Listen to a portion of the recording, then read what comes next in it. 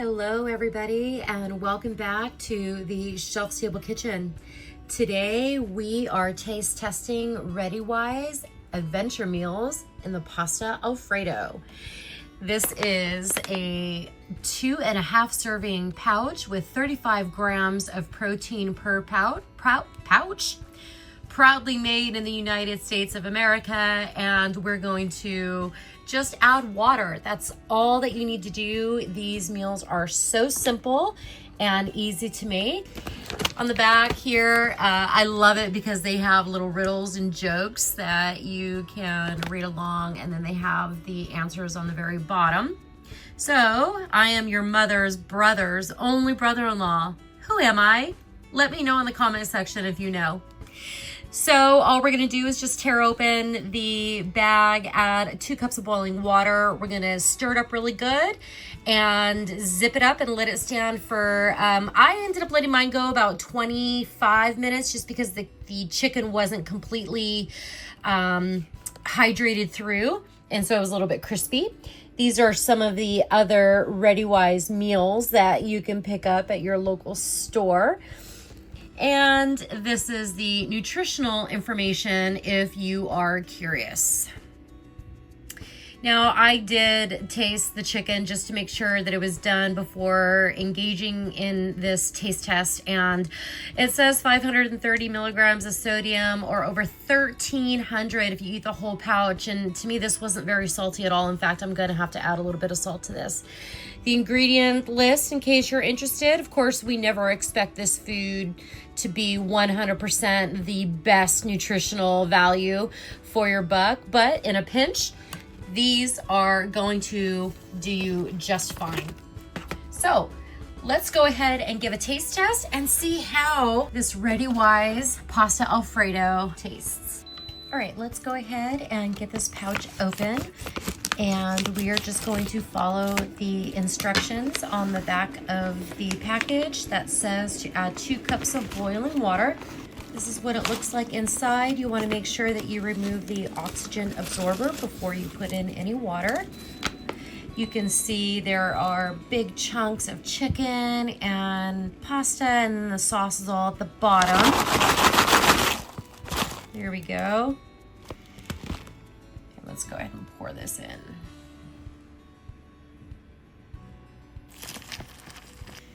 Now what you need to do is give it a good stir so everything has been dissolved and can start absorbing the hot water. Then we're going to seal the package, and we're just going to let this hang out for about 15 to 20 minutes, and we're going to check it to make sure that everything is absorbing the water nicely. And when that pasta is nice and tender, then we will know it's done. So I will bring you back when we reach that point. This is what the pasta Alfredo looks like after it has sat in the pouch and reconstituted, rehydrated for, I think I left it for about 25 minutes. At the 18 to 20 minute mark, the chicken was still a little cardboardy, a little hard. But otherwise the noodles were really nice. There are some nice big chunks of chicken in there. But we're gonna sit down and we're gonna give it a little taste. And in case you're just tuning in, today we are taste testing Readywise's Pasta Alfredo. All right, I have been waiting for a couple weeks, actually, since I got this to be able to give it a try. I'm gonna try. I haven't added any salt or anything to it. This is what it is looking like. And I didn't really see like any big chunks of onions or, you know, anything like that. So I can appreciate that because for me, it's a texture thing.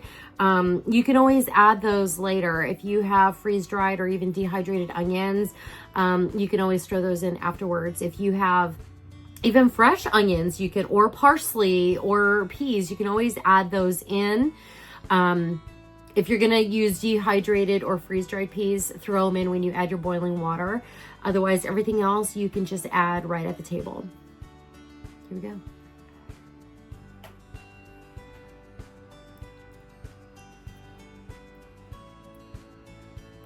Honestly, It's really good. The noodles rehydrated perfectly.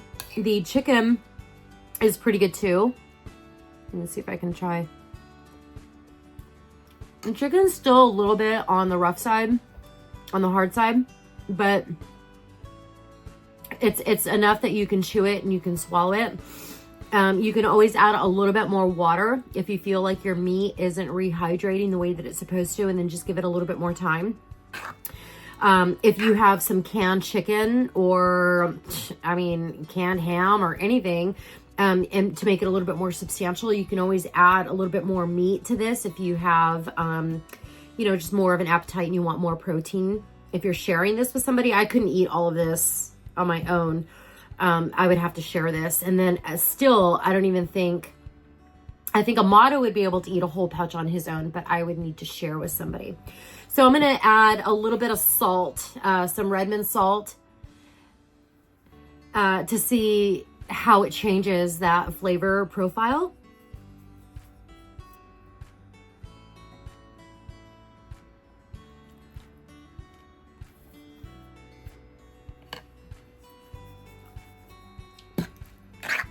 The addition of salt definitely made a difference. If you wanted to add maybe even some of your powdered onion or some extra garlic, paprika, even if you have maybe some fresh Parmesan cheese sitting in the refrigerator, or if you have some freeze-dried Parmesan cheese, go ahead and throw it in there. Even cotija cheese, I think, would be good. Anything to just kind of beef up that flavor profile, because it does taste good. Certainly if you're hungry, you're going to eat it. And I wouldn't complain about having a bag of this sitting around a campfire, hanging out with some buddies, drinking a beer or whatever. I think that would be great. But of course you want your food to taste good. So just add things to it if you think that that's what you're going to like.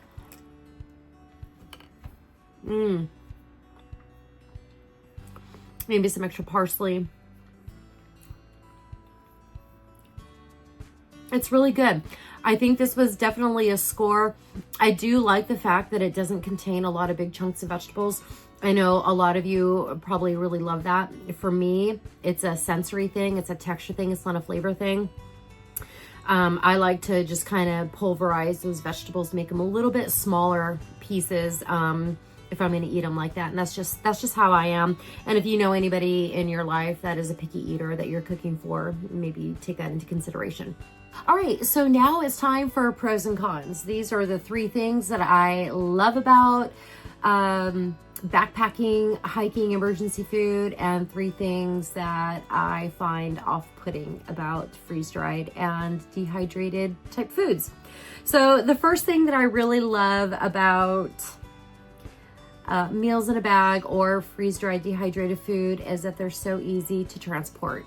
These little meals can get thrown in your backpack. They can get thrown in just a tote in the back of your car, along with like a propane stove, a canteen to hold water, and a few other little odds and ends. And you will always have a meal on the road, no matter where you are, whether you're traveling long distance from state to state and you don't want to eat out, or you are just going on an overnight hike or a camping trip. These are perfect because they're so light. I also love how shelf stable these are. You can buy many of these, or you can make them from individual ingredients that you already have at home, meals in a jar, hello, and they can sit on your shelf for years. Typically, your shelf-stable meal will last as long as the shortest shelf life ingredient in your food lasts. So for example, let's say that this is good for 10 years as opposed to something else that may be good for 25 years.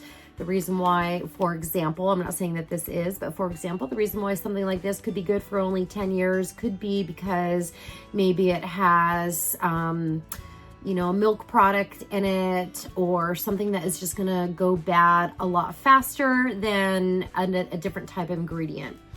So like, for example, this does have Parmesan cheese flavoring and buttermilk powder and a few other cheese powders that may not be as long-term shelf stable as the dehydrated chicken or freeze-dried chicken and the pasta. So just keep that in mind.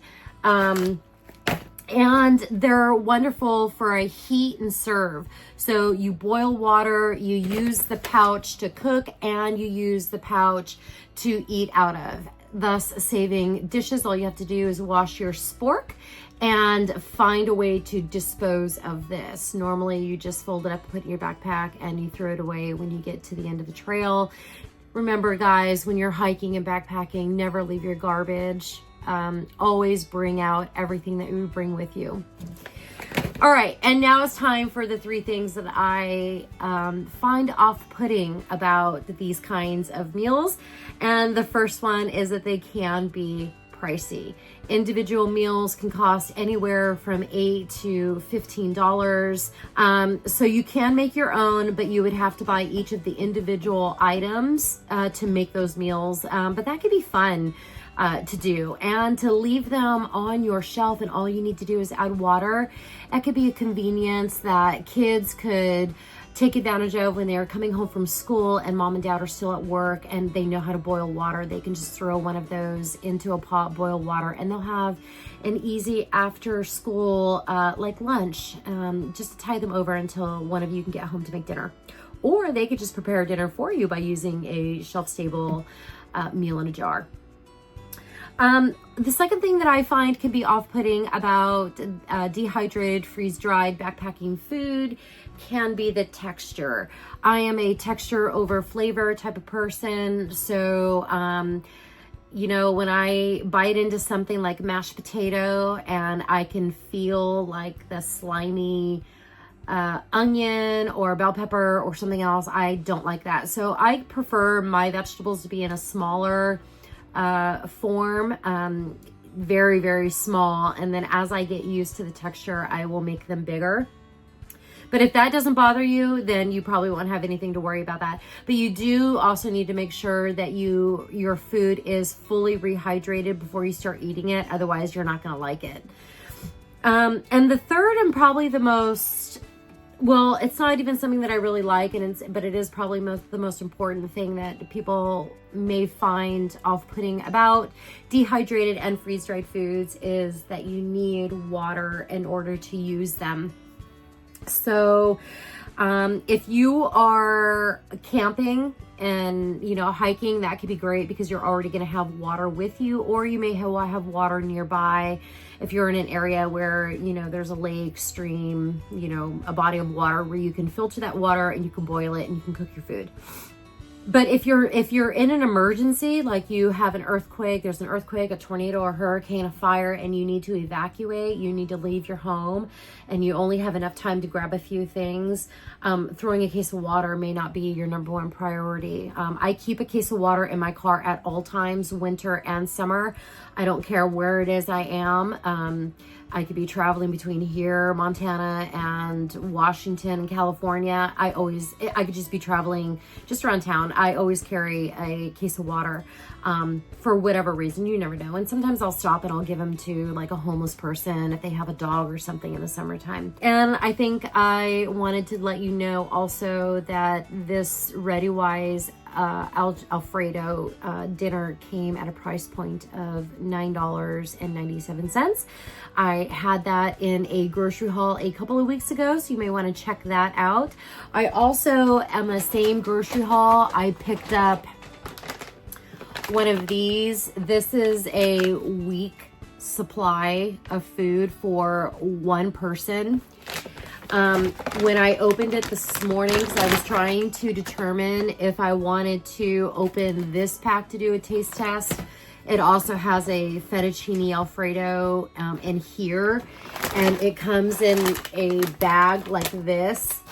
And when I looked at the serving size, the one pouch of fettuccine Alfredo, the serving size was a half a cup, and there were 4 servings to that pouch. So I didn't want to open up the whole one because I have something else planned for dinner tonight. So this is just a little taste test, just a little snack.